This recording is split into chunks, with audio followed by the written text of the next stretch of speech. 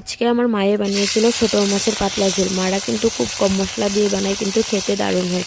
প্রথমেই কড়াতে সরষের তেল দিয়ে নুন আর হলুদ মাখানো মাছগুলি দিয়ে লাল লাল করে ভেজে উঠিয়ে নিল। ওই কড়াতে আরও অল্প তেল দিয়ে পেঁয়াজ ফোড়ন দিয়ে পেঁয়াজটা লাল লাল করে ভাজা হয়ে যাওয়ার পর এখানে কেটে রাখা সবজি আলু বেগুন মূলা দিয়ে নুন আর হলুদ দিয়ে ভালো করে ভাজা হতে হতে আরেক দিকে একটা মশলাও বানিয়ে দিল। লঙ্কা জিরে আর অল্প জল দিয়ে একসঙ্গে মিক্স করে এই মশলাটা বানিয়ে নিল। তারপরে ভাজা সবজির সঙ্গে মশলাটা দিয়ে মশলার সঙ্গে সবজিগুলো ভালো করে কষিয়ে নিয়ে ঝোলের জন্য পরিমাণ মতো জল দিয়ে আরও অল্প নুন দিয়ে ঝোলটা ফুটে আসার পর মাছগুলি দিয়ে